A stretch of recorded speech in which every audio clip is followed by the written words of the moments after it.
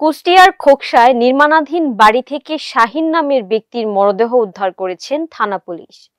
মঙ্গলবার বিকেল 4:30টার দিকে খোকসা মাঠপাড়া গ্রাম থেকে পলিথিনে মোড়ানো বস্তা খুলে মরদেহ উদ্ধার করা হয়।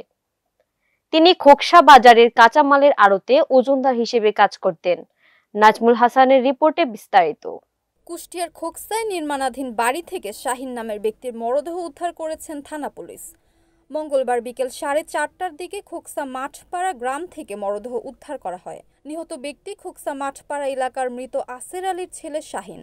তিনি খোকসা বাজারের কাঁচামালের আড়তে ওজনদার হিসেবে কাজ করতেন। স্থানীয়রা জানান, মঙ্গলবার বিকেলে খোকসা মাঠপাড়া গ্রামের জাহিদ শেখ তার নির্মাণাধীন বাড়ির পাশে লাগানো সবজি গাছে পানি দিতে যান। এ সময় তিনি দুর্গন্ধ পেয়ে পরে ঘরের মধ্যে ঢুকে পলিথিনে মোড়ানো বস্তা দেখতে পেয়ে এলাকাবাসী এবং খোকসা থানায় খবর দেন। পরবর্তীতে থানা পুলিশ ঘটনাস্থল পৌঁছে পলিথিনে মোড়ানো বস্তাটি খুলে মরদেহ উদ্ধার করেন।